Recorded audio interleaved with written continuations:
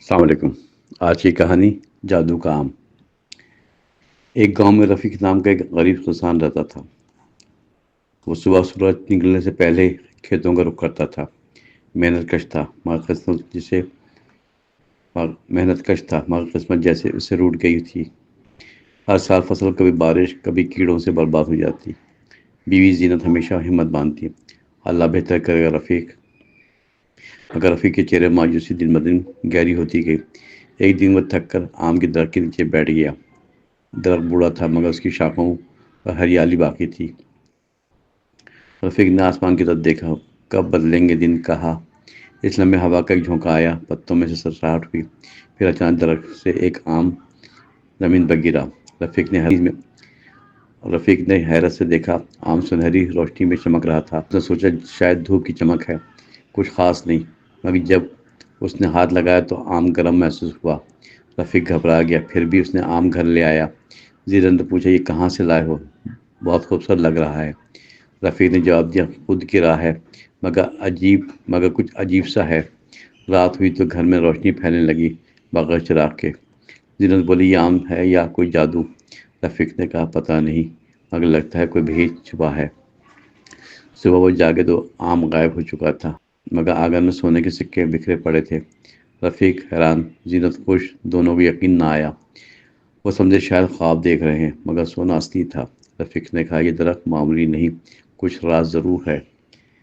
دونوں درخت کے پاس گئے مگر وہاں خاموشی تھی۔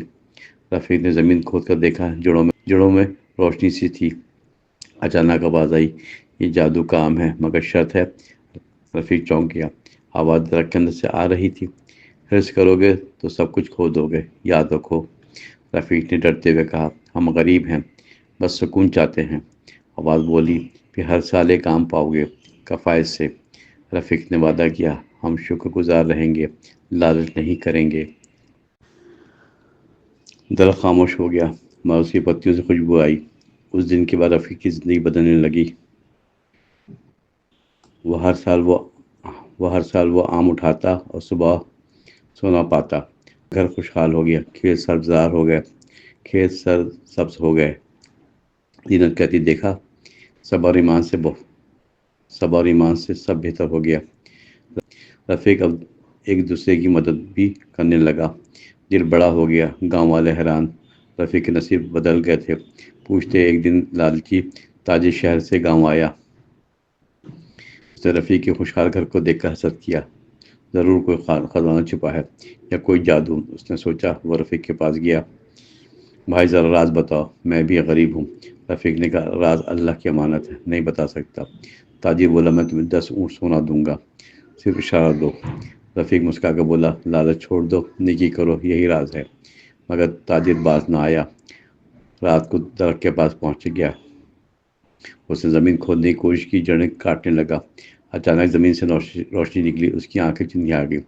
درخت بول اٹھا، اس کے پاؤں نہیں ہوتے مگر انجام بھاری ہوتا ہے۔ تاجر ڈر گیا، بھاگنے لگا مگر زمین دلدل بن گئی۔ وہ بھاگتا اتنا نیچے دھسا چلا گیا وہ جتنا بھاگتا اتنا نیچے دھستا چلا گیا۔ آخرکار اس کی آواز گم ہو گئی، پھر خاموشی رہ گئی۔ رفیق صبح آیا تو درخت کے پاس تازہ پتے نکلے تھے۔ زینت نے کہا، اللہ نے لالچی کو انجام دکھا دیا۔ رفیق نے سر جھکا کر اللہ کا شکر ادا کیا، اے رب، ہمیں سیدھا راستہ دکھانا۔ اس دن کے بعد اس نے وہ آم کبھی نہیں چھوا، بس درخت کے نیچے بیٹھتا، غریبوں میں روٹی بانٹتا۔ گاؤں والے کہتے، یہ درخت اب برکت کا سایہ بن گیا ہے۔ کچھ سال گزرے، رفیق بوڑھا ہو گیا مگر چہرہ پرسکون تھا۔ ایک دن اس نے زینت سے کہا، وقت آ گیا، میں جا رہا ہوں۔ زینت روئی، تمہیں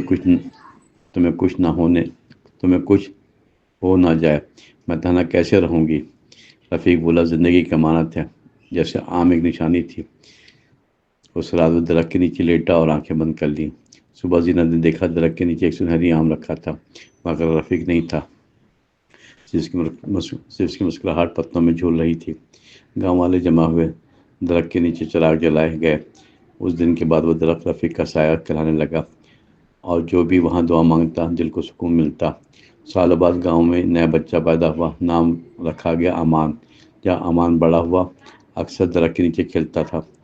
اس دن اس نے زمین پر کچھ چمکتا دیکھا، ایک آم۔ اس نے مسکرا کر کہا، امی دیکھو، رفیق چاچا واپس آئے۔ زینت کی بہو نے مسکرا کر آسمان کی طرف دیکھا۔ شاید کچھ کہانیاں ختم نہیں ہوتی، بس روح بدل لیتی ہیں۔ درخت ہلکا سا جھوما، جیسے کسی نے اس کے دل کو چھوا ہو۔ ہوا میں وہی پرانی خوشبو تھی جو عمان سے آتی ہے، اور یوں جادو کا عام ایک نسل سے دوسری نسل میں منتقل ہوا۔ حرص ہاری، صبر جیتا، اور محبت ہمیشہ زندہ رہی۔